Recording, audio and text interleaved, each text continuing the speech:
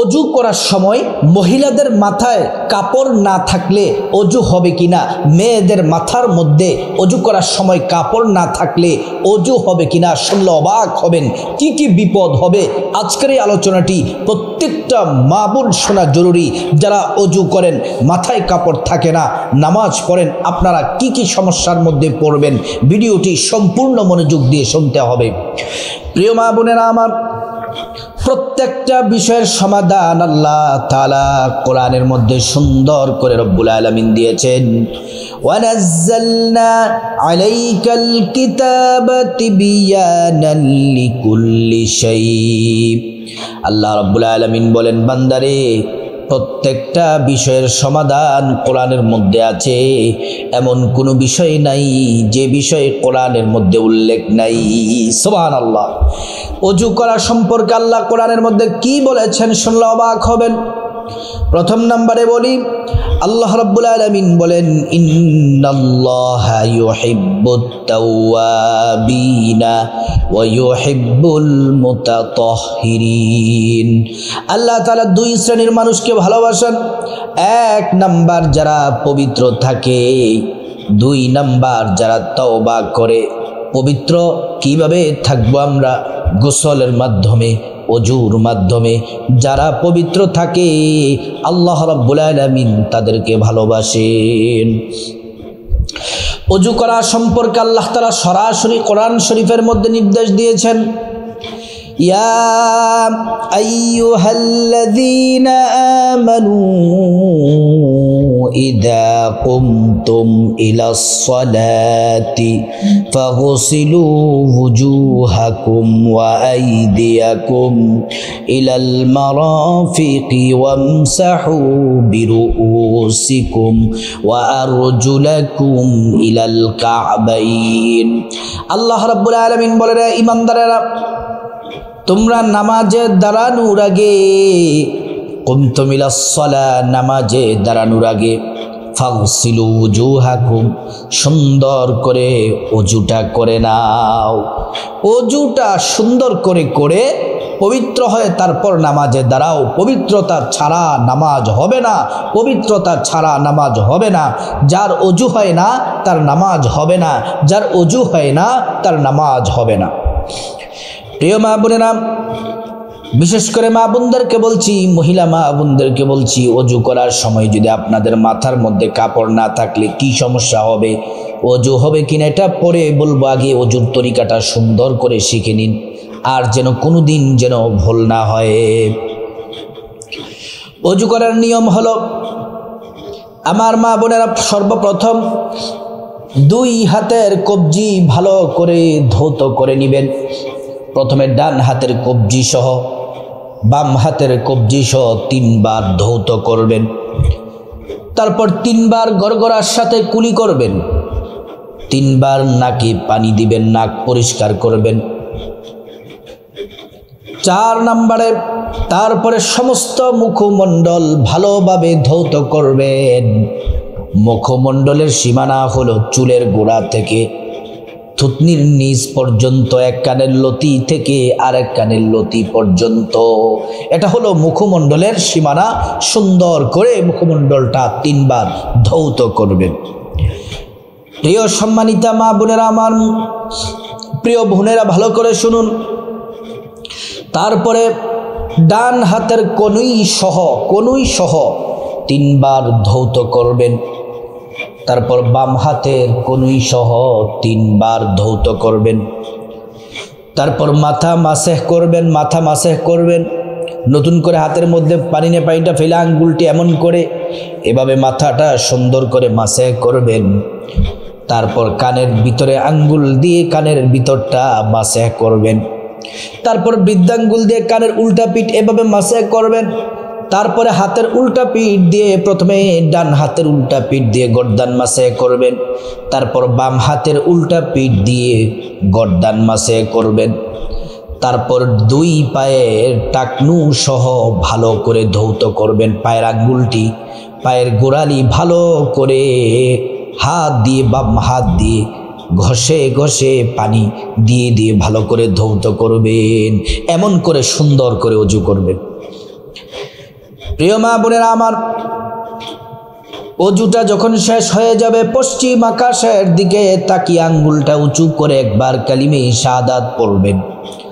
আশহাদু আল্লা ইলাহা ইল্লাল্লাহু ওয়াহদাহু লা শারীকা লাহু ওয়া আশহাদু আন্না মুহাম্মাদান আবদুহু ওয়া রাসূলুহু।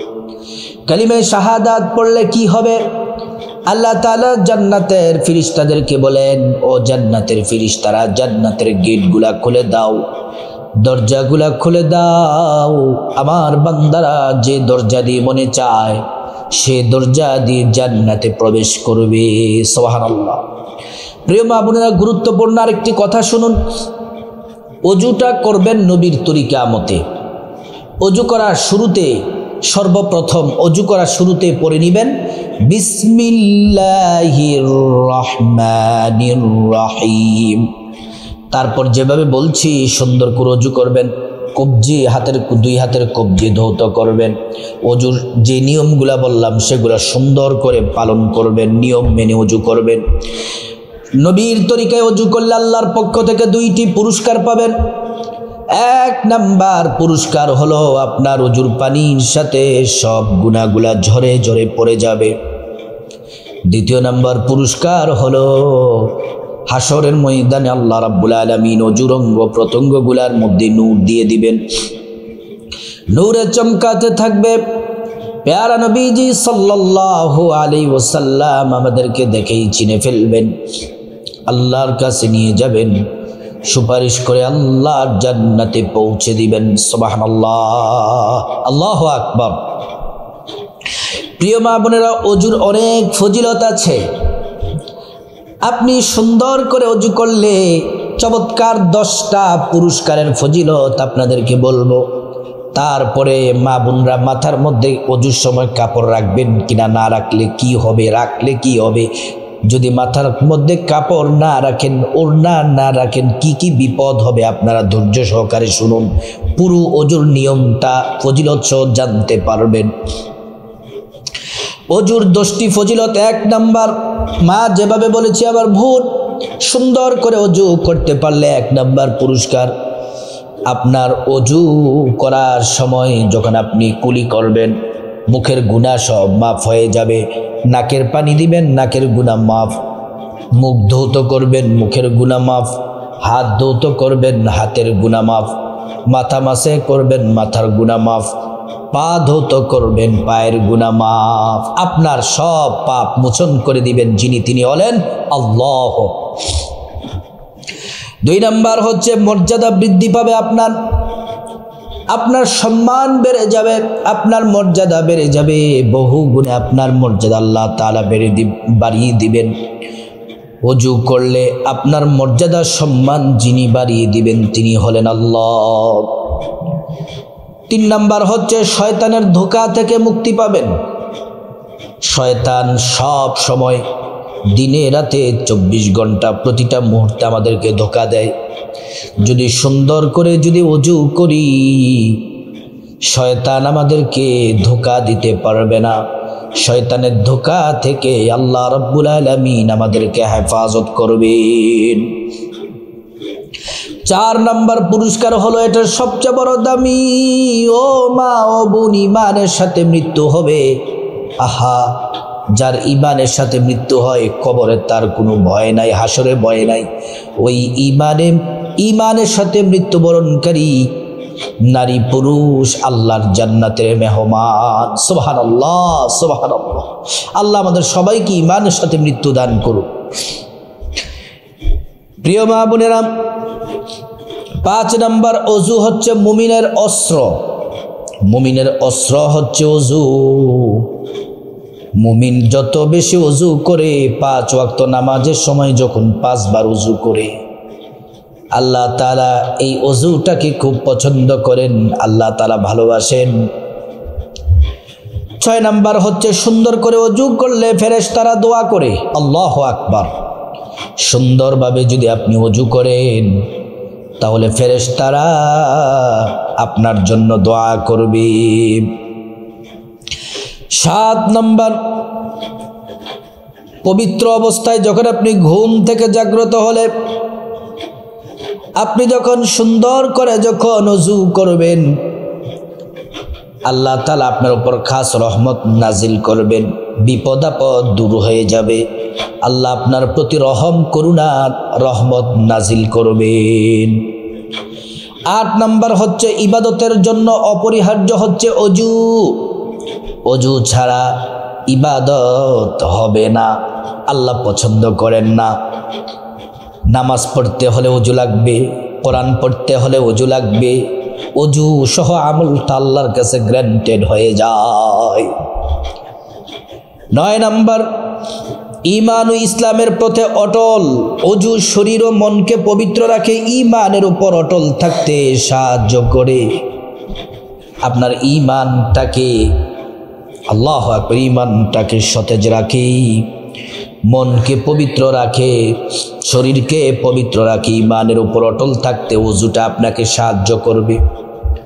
সতেজতা, অজু শরীরকে তাজা ও সতেজ রাখে এবং মানসিক শান্তি, মানসিক শক্তি যোগায়।